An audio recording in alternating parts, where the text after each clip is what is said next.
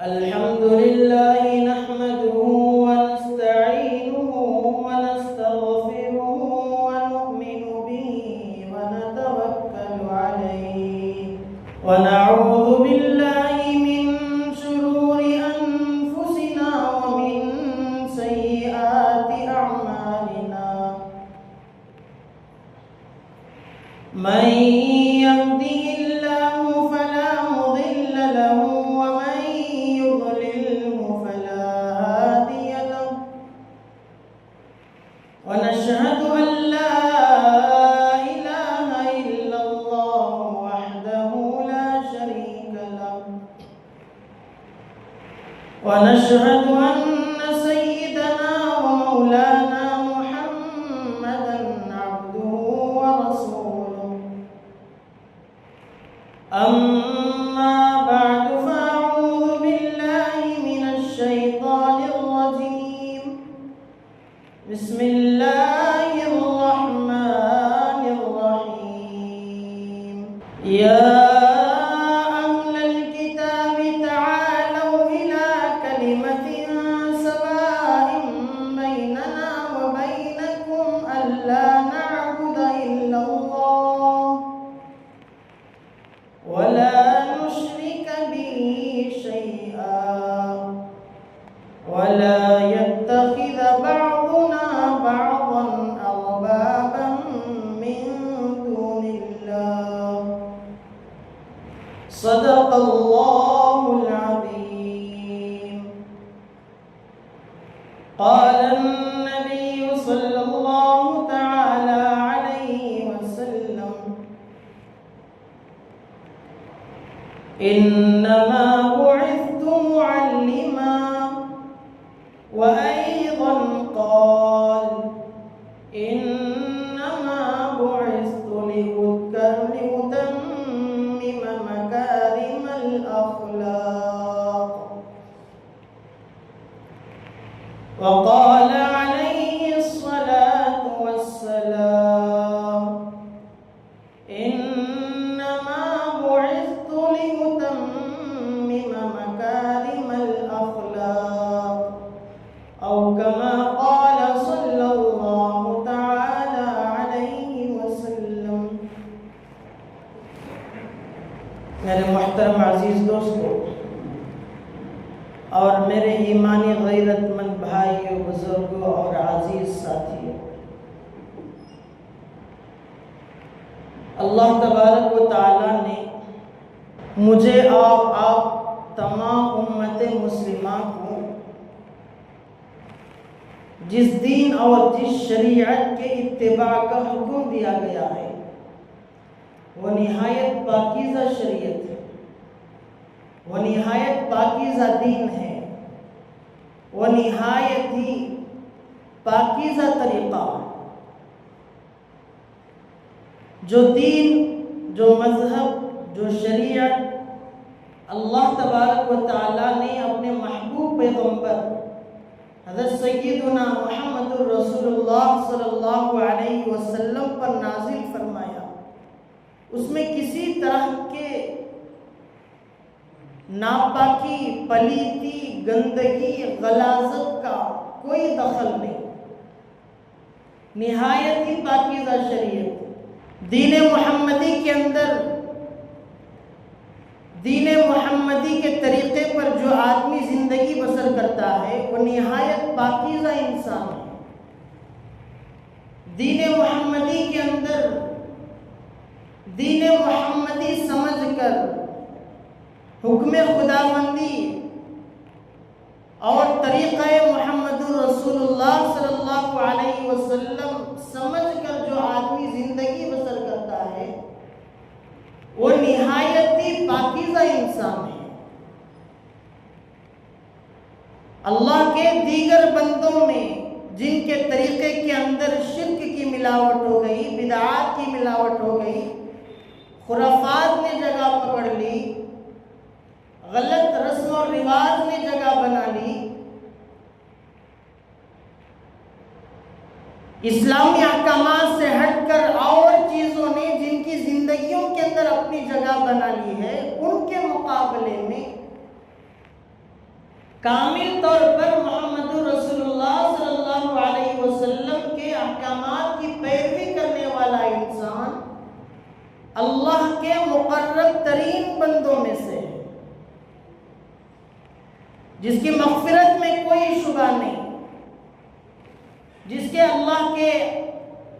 اور رسول اللہ صلی اللہ علیہ وسلم کے پسندیدہ لوگوں میں شمار ہونے میں کوئی شبہ نہیں۔ اور ہماری زندگی کے اندر اور دنیا بھر کے اور چیزوں اور انسانوں کی زندگی کے اندر ایسا نہیں کہ ابتدا سے پاکیزہ زندگی انسانوں میں تھی۔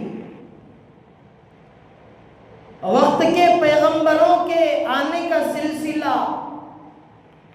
سالہ سال تک برسہا برس تک جاری رہا۔ ان گنت پیغمبروں کی محنتوں کے باوجود، بے شمار رسولوں کی فکر کے باوجود، اللہ تبارک و تعالیٰ کے مقرب بندے سرزمین پر سب سے زیادہ مقرب پیغمبر ہوتے ہیں، ان کی محنتوں، ان کی کوششوں، ان کی کاوشوں امت مسلمہ کے سامنے، اس وقت کی امتوں کے سامنے جتنے بھی پیغمبر، رسول اور نبی آئے، سب کی منت اور سماجت کے بعد انسانوں کے اندر وہ پاکیزہ دین نہیں آیا، وہ پاکیزہ شریعت نہیں آئی، دین اسلام کے خاطر مر مٹنے کا جذبہ نہیں آیا، اللہ تبارک و تعالیٰ کے احکامات کی پیروی کا جذبہ نہیں آیا۔ پیغمبر رسول آتے تو کچھ لوگ پیغمبروں اور رسولوں کے دین کے تابع رہتے، جیسے وہ دنیا سے رخصت ہو جاتے، ان کی رخصتی کے ساتھ ساتھ ان کا طریقہ بھی رخصت ہو جاتا، ان کا دین بھی رخصت ہو جاتا، ان کا مذہب بھی رخصت ہو جاتا، ان کا بتلایا ہوا طریقہ بھی رخصت ہو جاتا، ان کے بتائے ہوئے احکامات سارے کے سارے الوداع کر دیتے لوگ۔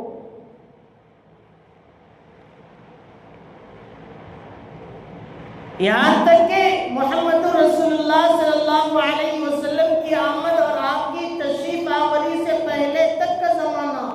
اگر دیکھا جائے تو نہایتی جہالت، نہایتی انسانوں کی زندگی میں ناپاکی اور پلیتی، حرام حلال کی کوئی تمیز نہیں، جائز ناجائز میں کوئی فرق نہیں، سچ اور جھوٹ میں کوئی فرق نہیں۔ اگر دیکھا جائے تو پیغمبر آخر الزمان صلی اللہ علیہ وسلم کی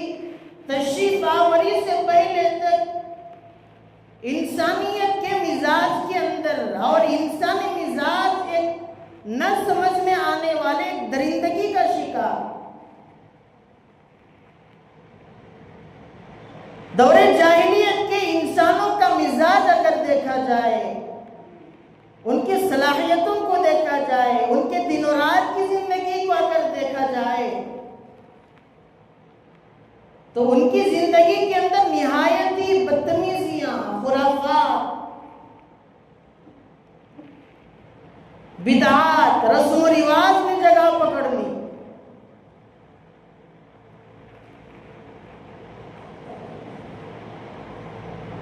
نبی آخر الزمان صلی اللہ علیہ وسلم کی تشریف آوری سے قبل کے حالات اور انسانی زندگیوں کا اگر جائزہ لیا جائے، معائنہ کیا جائے، تو اس وقت کے لوگوں میں انگنت جہالتیں، انگنت خرافات، انگنت بدعات اور رسومات، یہاں تک کہ عرب کے اصلی تہذیب و تمدن پر بیرونی اثر جو پڑا، وہ جزیرۃ العرب جس سرزمین پر نبی آخر الزمان صلی اللہ علیہ وسلم جلوہ افروز ہوئے، ان قبائل تک، ان خاندانوں تک جو خاندانیں اپنا تذکرہ اور لوگوں کی زبانوں سے سننا چاہتے تھے کہ ہمارے خاندان کی کوئی تعریف تو کرے، کیونکہ ہمارا خاندان تو شرافت ہے، ہمارے خاندان کے مزاج میں شرافت ہے، ہمارے خاندان کے، ہمارے آبا و اجداد کی زندگیوں کے اندر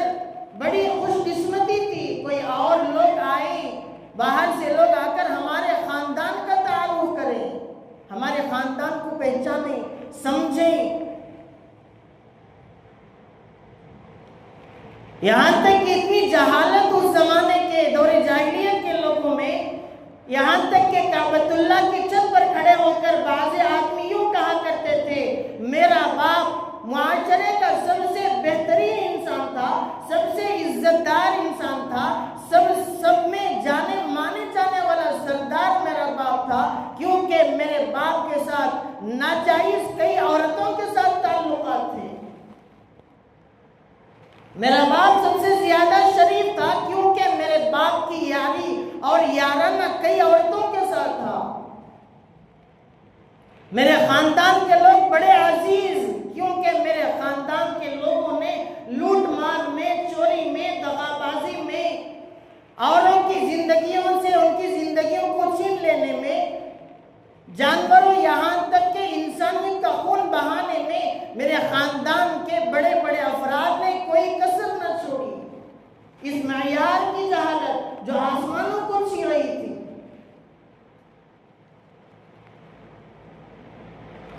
عرب قبائل پر محمد رسول اللہ صلی اللہ علیہ وسلم جس شہر میں آئے، اس شہر تک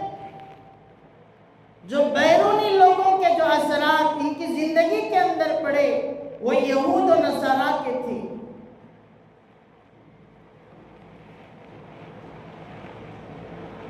یہودی عقائد میں، ان کے خیالات، ان کے نظریات میں بہت بگاڑ تھا، کافی حد تک بگاڑ، جس کی وجہ یہ تھی کہ عرب کا ایک بڑا حصہ، بڑا عزت دار اور شریف مانا جانے والا اس زمانے کا حصہ وادی القرا، خیبر اور فدق کے حالات اگر دیکھے جائیں، ان کی آبادیوں کا اگر جائزہ لیا جائے، نہایت غلط طرح کی زندگی وہ گزارا کرتے ہیں۔ حکومتی سطح پر بھی اور معاشرتی سطح پر، اخلاقی سطح پر نہایت ہی گری ہوئی برادریاں تھیں۔ یہاں تک کہ خود مدینہ المنورہ میں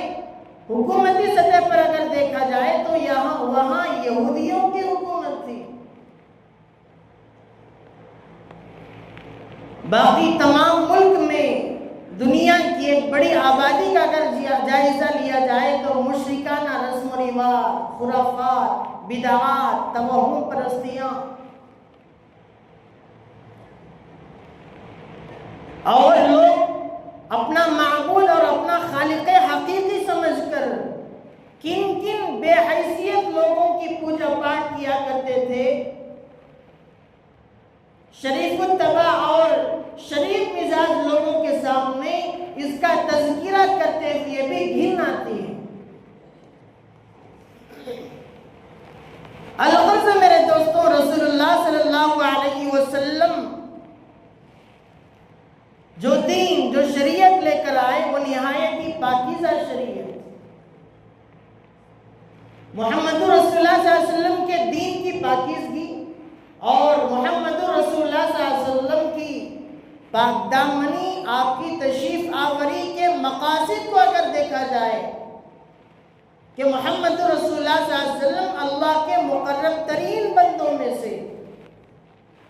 ساری انسانیت میں سب سے بہترین مخلوق محمد رسول اللہ، یہاں تک کہ تمام نبیوں میں، رسولوں میں، پیغمبروں میں، برگزیدہ پیغمبروں میں، جلیل القدر نبیوں میں سب سے باعزت اور شریف الطبع اگر کوئی شخصیت ہے وہ میرے اور آپ کے آقا محمد رسول اللہ صلی اللہ علیہ وسلم کی ذات گرامی ہے۔ کہ آپ صلی اللہ علیہ وسلم نے کن لوگوں پر محنت کی ہے، آقا صلی اللہ علیہ وسلم کی تشریف آوری سے پہلے لوگوں کے مزاج میں کیا چیزیں تھیں اور وہ کن اعمال کو دین، مذہب اور شریعت سمجھ کے کیا کرتے تھے۔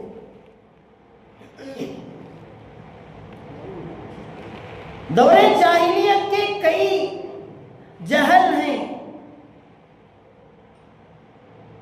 ان کی کئی جہالتیں ہیں، ان میں سے کچھ جہالتوں کا تذکرہ سرسری طور پر میرے دوستو اگر ہم جائزہ لیں تو معلوم ہوتا ہے کہ ہماری زندگی کے اندر جو پاک دامنی ہے، جو عفت ہے، آج کا معاشرہ جتنا پاک دامن ہے اور معاشرے کے بہت سارے افراد اور معاشرے کا ایک بڑا حصہ جھوٹ سے بچتا ہے. جھوٹ اگر زبان سے آ جاتا ہے، کسی وقت میں مجبوری کے طور پر بھی اگر زبان سے جھوٹ نکل جائے تو شرم آتی ہے کہ میں نے جھوٹ بول دیا.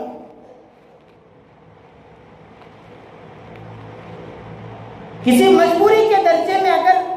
آج کے معاشرے کا آدمی بدزبانی کرتا ہے، گالی دیتا ہے، تو بعد میں گن محسوس ہوتی ہے کہ کیا ہے کہ میں نے آج تک کسی کو گالی نہ دی، میرے اندر کیا غصہ چڑھ گیا کہ میری زبان سے گندی باتیں نکل گئی. اور کئی چیزیں ایسے ہیں جو آج کا معاشرہ کرنا نہیں چاہتا، مجبوری میں ہو جاتی ہیں، ادا ہو جاتی ہیں تو بعد میں شرمندگی ہوتی ہے، یہاں تک کہ توبہ اور استغفار بھی کر لیتے ہیں لوگ. یہ محمد رسول اللہ صلی اللہ علیہ وسلم کی محنتوں کا نتیجہ ہے کہ آج کی انسانیت میں اتنی پاک دامنی ہے، اتنی عفت ہے، اتنی پاکیزگی ہے، صداقت ہے، دیانتداری ہے، معاملات کی سوچ بوجھ ہے، خوف خداوندی ہے، اتباع سنت کا جذبہ ہے، رسول اللہ صلی اللہ علیہ وسلم سے محبت ہے، صحابہ اکرام میں سے ایک ایک صحابی سے عقیدت کا یہاں تک جذبہ ہے. صحابہ اکرام میں سے اگر کوئی آدمی کسی صحابی کے خلاف کچھ بول دیتا ہے تو ہماری ایمانی غیرت کو لرزہ آ جاتا ہے، ہم اس کے مقابلے کے لیے تیار ہو جاتے ہیں.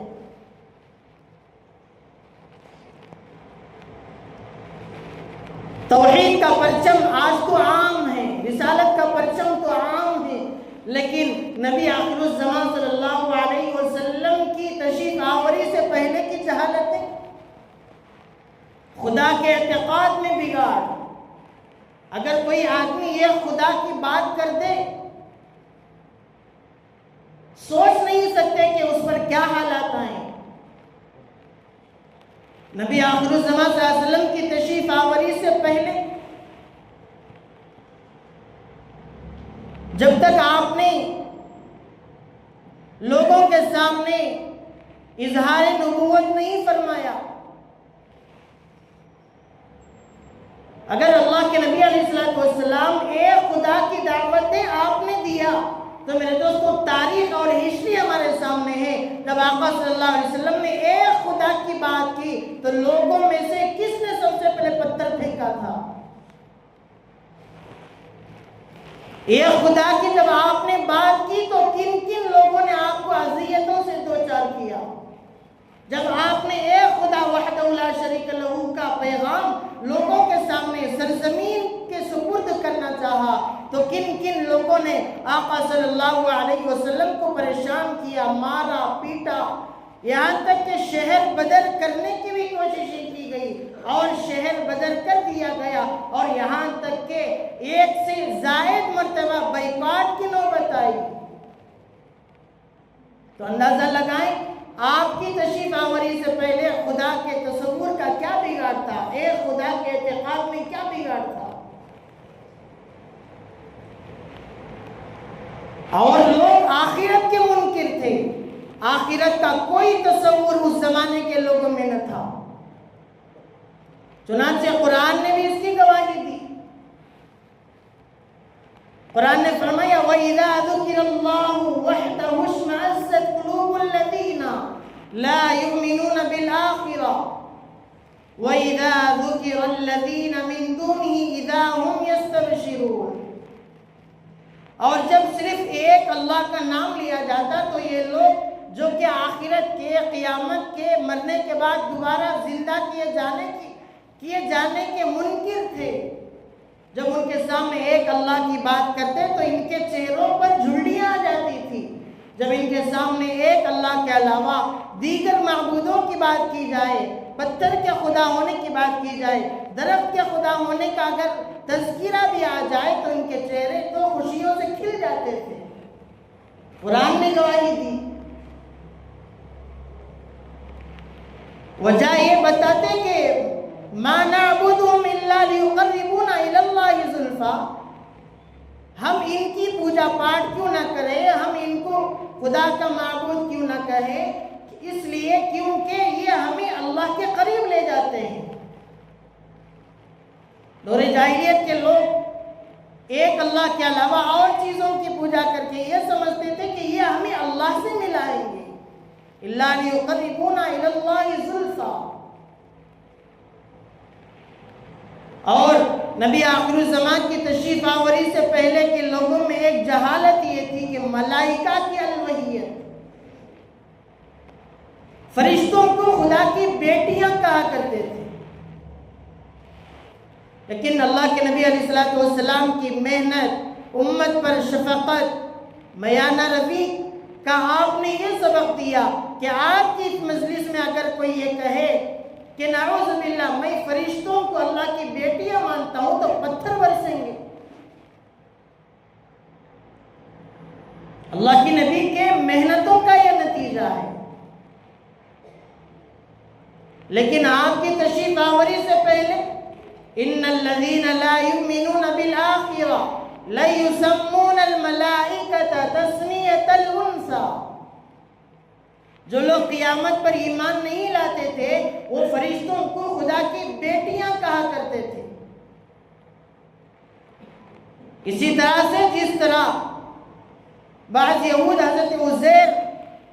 اور بعض نصارہ حضرت عیسیٰ کو خدا کا مستحق سمجھتے تھے کہ یہ خدا ہونے کے حق میں ہیں، اسی طرح یہ لوگ بھی فرشتوں کو خدا کی اولاد اور بیٹیاں کہا کرتے تھے۔ یہ جہالت اللہ کے نبی کی تشریف آوری سے پہلے، لیکن خدا یہ اعلان بھی ہے وَلَا يَأْمُرَكُمْ أَن تَتَّخِذُوا الْمَلَائِكَةَ وَالنَّبِيِّينَ أَرْبَابًا، اور نہ خدا تم کو اور اس کا حکم دیتا ہے کہ تم اللہ کے علاوہ کسی اور کو اپنا خالق سمجھو، اللہ اس کا حکم نہیں دیتا۔ ایک اللہ وحدہ لا شریک لہ کی طرف سے اس کی اجازت نہیں ہے کہ جن مخلوقات کو اللہ نے پیدا کیا ہے، جن لوگوں کو اللہ نے پالا، پرستش کرتے ہیں، پرورش اللہ فرماتے ہیں، وہ لوگ اللہ کے علاوہ کسی اور کی پرستش کرے، اللہ کی طرف سے اس کا حکم نہیں ہے۔ اور آپ کی تشریف آوری سے پہلے جنات کی بھی الوہیت، فرشتوں کے علاوہ جنات کو بھی خدا کا قریبی اور عزیز سمجھتے تھے لوگ، اور کہتے تھے وَجَعَلُوا بَيْنَهُ وَبَيْنَ الْجِنَّةِ نَسَبًا، مشرکوں نے خدا اور جنوں کے درمیان رشتہ داری قائم کی کہ یہ اللہ کے رشتہ دار ہیں، لیکن اللہ کا اعلان ہے اللہ الصمد لم یلد ولم یولد ولم یکن لہ کفوا احد، اللہ تو اکیلا ہے، اس کا کوئی شریک نہیں، اس کا کوئی ساجی نہیں، اس کا کوئی ہمسر نہیں، اس کا کوئی ہم خیال نہیں، وہ کسی سے پیدا نہیں ہوا، نہ اس سے کوئی پیدا ہوا ہے نہ پیدا ہوگا۔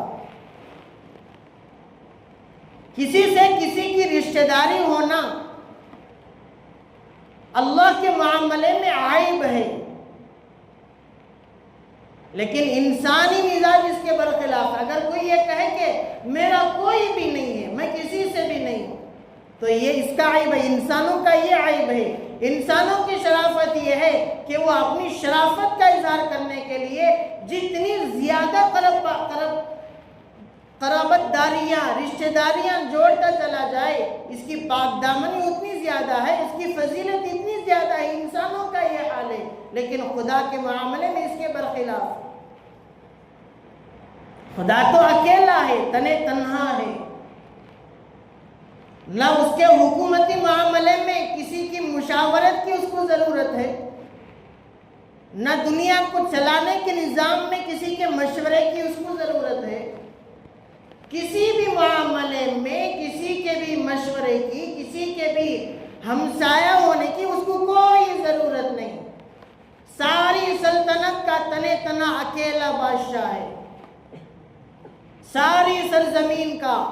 تمام آسمانوں کا، تمام زمینوں کا، ہر درخت کا، ہر شجر کا، ہر بحر کا، زمین پر بسنے والے ہر خطرے کا، صحرا کا، سمندروں کا،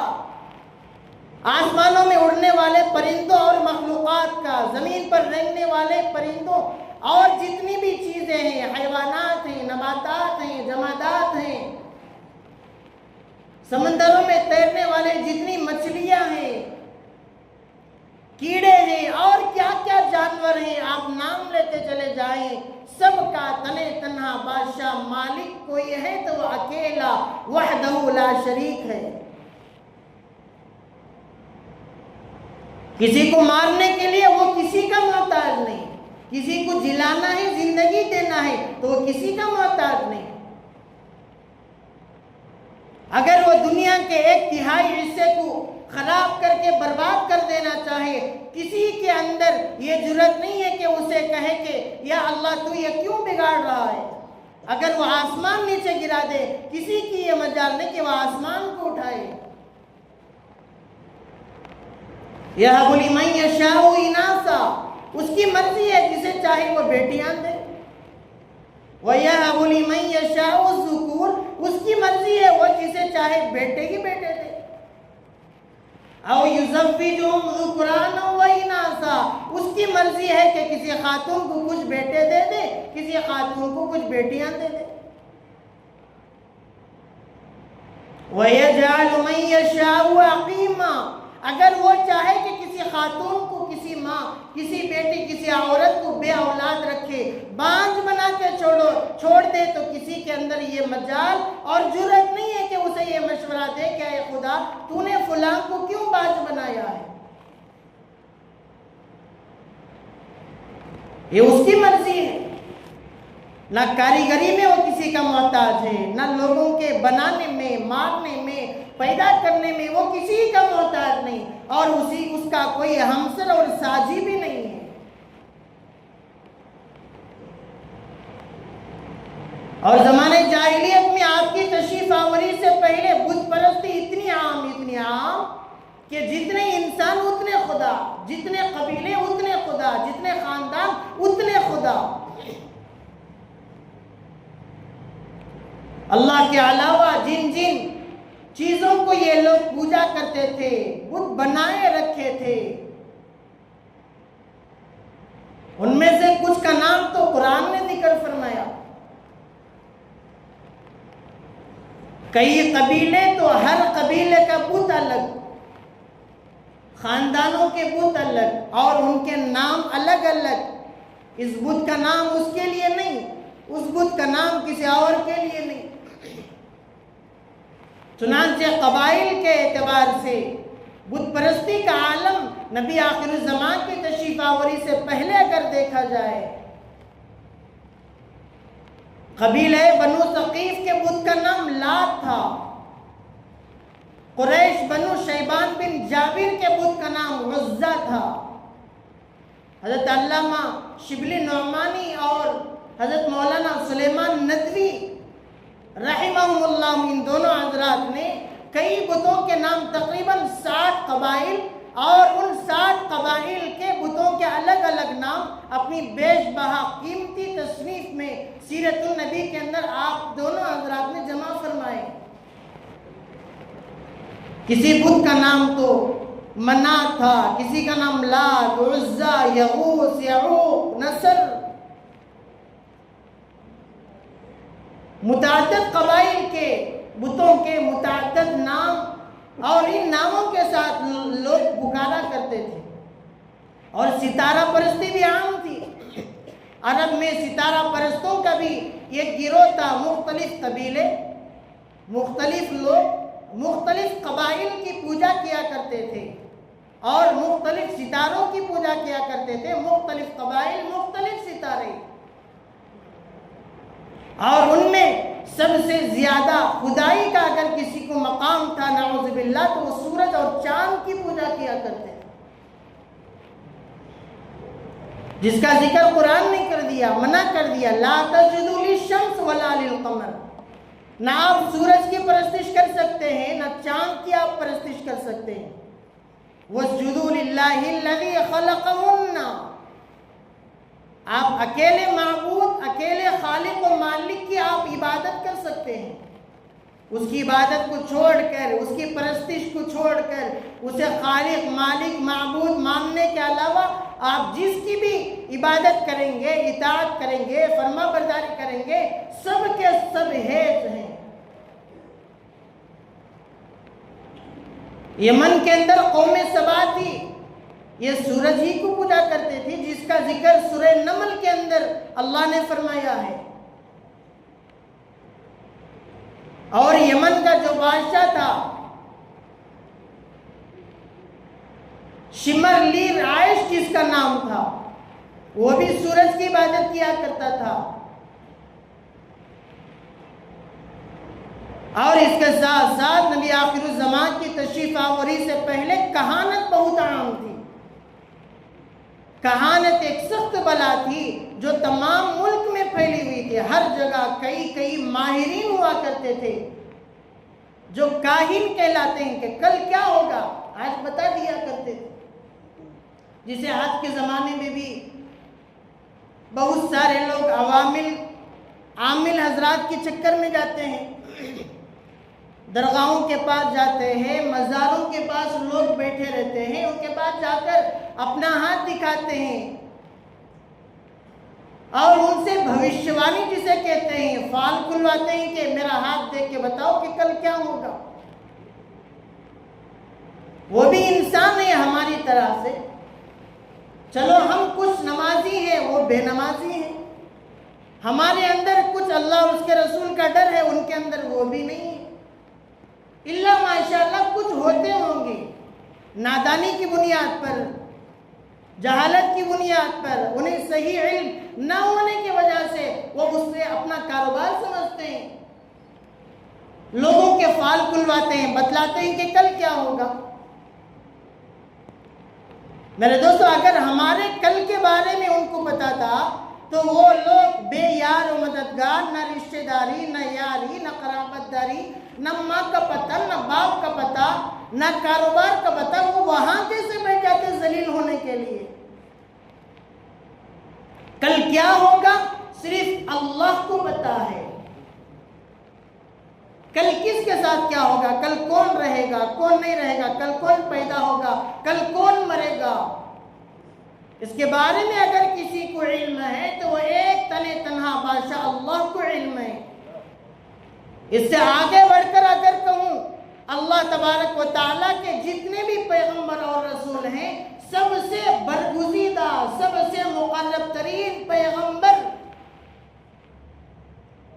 جس کے اللہ سے ملاقات کا وقت قریب آیا تو اللہ تبارک و تعالیٰ کے اتنے بڑے پیغمبر کہ اللہ نے جبریل امین کو بھیجا، جاؤ جا کر میرے پیغمبر محمد رسول اللہ سے پوچھ کر آؤ، اللہ ان سے ملاقات کا شوق رکھتے ہیں، آپ آنا چاہیں تو لے آنا، اگر دنیا میں اور کچھ عرصہ رہنا چاہے تو چھوڑ آنا۔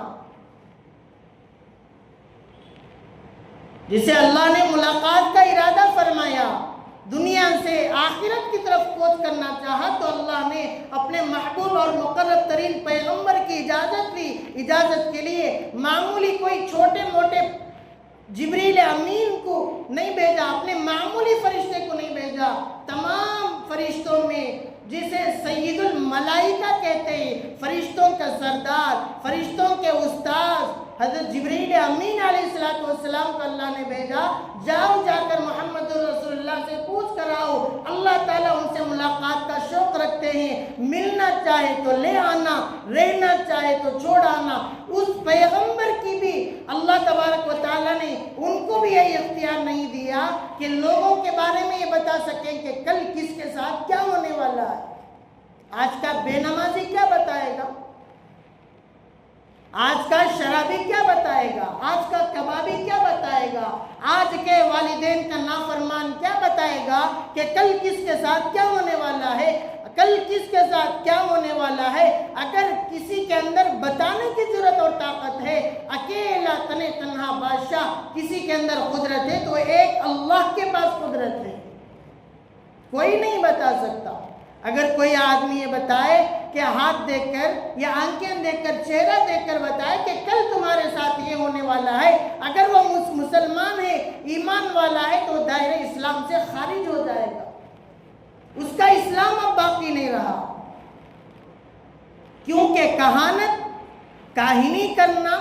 فال کھولنا، کل کے بارے میں بتانا، یہ اللہ کے قبضہ قدرت میں ہے۔ اگر کوئی انسان بتاتا ہے، یہاں تک کہ پیغمبر بھی بتاتے ہیں، تو ان کا ایمان خطرے میں رہتا ہے۔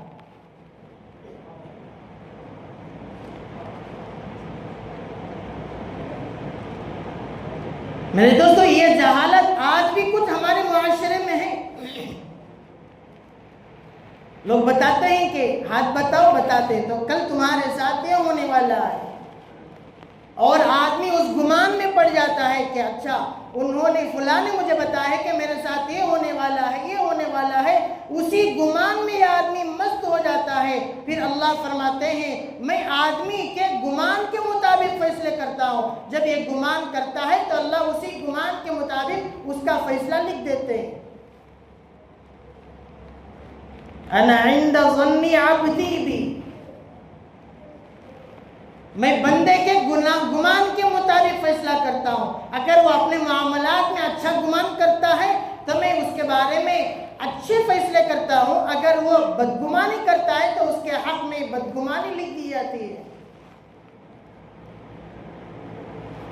حدیث قدسی ہے، اللہ کے نبی نے فرمایا بندے جیسا گمان کرتے ہیں میں ان کے فیصلے ویسے لکھ دیتا ہوں۔ اب کسی سے فال کھلوا کر اس نے اپنی قسمت اچھی تھی، اپنی ذات سے اس نے خراب کر لی ہے، تو اس سے بڑا بدقسمت بدنصیب کون ہے؟ اللہ نے اس کی قسمت بھلی اچھی رکھی تھی، اس کی روزی اچھی بھلی رکھی تھی، اس نے کسی کے سامنے اپنے ہاتھ کھول کر اپنے عیبوں کا جب اظہار کر دیا ہے، تو اللہ تبارک و تعالیٰ بھی اس کے حق میں برائیاں، نافرمانیاں، ناپاکیاں، بدگمانیاں لکھ دیتے ہیں۔ تیسری جہالت اس زمانے میں اللہ کے نبی کے تشریف آوری سے پہلے جو تھی وہ شراب خوری تھی، قمار بازی، سود خوری اور بھی بہت ساری چیزیں، اوہام پرستی، عورتوں پر ظلم کرنا، لوٹ مار کرنا، شراب خوری، شراب نوشی، وہ شراب جو ہر قسم کے گناہ کا دروازہ کھولتی ہے، زنا کا دروازہ کھول دیتی ہے، شراب بدتمیزی کا دروازہ کھول دیتی ہے، بے حیائی کا دروازہ، بے شرمی کا دروازہ، زبان کے گالم گلوچ کا دروازہ، سب کچھ انسان کا وہ شراب جو کھول دیتی ہے۔ عزت دار انسان ہے تو اسے بے عزت کر کے چھوڑتی ہے، شریف انسان ہے تو بدتمیز بنا کے چھوڑتی ہے، پاک دامن انسان ہے تو ناپاک بنا کے چھوڑتی ہے۔ وہ شراب اس زمانے میں تو لوگ جاہل تھے، جہالت تھی، ان کے پاس کوئی پیغمبر نہیں پہنچا تھا، بعض پہنچے بھی تو ان کی نافرمانی انہوں نے کی، انکار کر کے چھوڑا۔ لیکن آج کے زمانے میں پیغمبر آخر الزمان صلی اللہ علیہ وسلم کا پیغام ہر گھر تک پہنچ چکا ہے، ہر مسلمان کے گھر تک بھی پہنچا ہے، ہر غیر مسلم کے گھر تک بھی پہنچا ہے۔ دنیا کے کسی بھی چپے میں بسنے والا آدمی ایسا نہیں کہہ سکتا کہ محمد رسول اللہ کا پیغام ہم تک نہیں پہنچا ہے۔ شراب خوری آج بھی عام ہے، اس زمانے میں تو جاہل تھے، جہالت کی بنیاد پر پیتے تھے، آج لوگ شراب پینے کو مالداری سمجھتے ہیں۔ یہ قسم کا متکبرانہ مزاج ہو جاتا ہے کہ شراب تو بڑے لوگ پیتے ہیں۔ میرے دوستو، اس سے بڑی جہالت اور کیا ہوگی کہ آدمی کو شریف اور شرافت سمجھ کر ناپاک چیز آدمی استعمال کرتا ہے۔ اس زمانے میں بھی اسی طرح کی جہالت کہ لوگ کعبے کے سامنے آ کر کھڑے ہو کر کہتے تھے کہ میرا باپ سب سے زیادہ شریف آدمی تھا، کیونکہ میرے باپ کی یاری کئی عورتوں کے ساتھ تھی۔ آج کے لوگ جو اپنے آپ میں بڑپن سمجھ کر، بڑا سمجھ کر شراب پیتے ہیں اور بھی اس طرح کے نشہ آور چیزوں کا استعمال کرتے ہیں، تو کیا وہ اپنا تعارف ان لوگوں کے ساتھ جوڑنا چاہتے ہیں؟ اپنی رشتہ داری اس دور جاہلیت سے جوڑنا چاہتے ہیں جس دور جاہلیت کو میرے اور آپ کے آقا سیدنا محمد رسول اللہ صلی اللہ علیہ وسلم نے خاتمہ فرما دیا؟ میرے دوستوں، محمد رسول اللہ کی شریعت آ چکی ہے، آپ کا کلمہ آ چکا ہے، آپ کے کلمے کے بعد، آپ کے ایمان کے بعد کسی اور ایمان، کسی اور دین اور کسی اور مذہب کی، اللہ اس کے رسول صلی اللہ علیہ وسلم کی نگاہ میں کسی کا کوئی اعتبار نہیں ہے۔ اب چلے گا اللہ اس کے رسول کے ہاں اعتبار ہوگا تو محمد رسول اللہ صلی اللہ علیہ وسلم کے دین کا اعتبار ہوگا، اور آپ کے دین پر جو زندگی گزارے گا وہ کامیاب ہوگا، آپ کے دین سے ہٹ کر جو زندگی گزارے گا وہ دنیا میں بھی ناکام ہوگا اور آخرت میں بھی ناکام ہوگا۔ دعا فرمائیں اللہ تعالیٰ مجھے اور آپ کو ان کہی اور سنی باتوں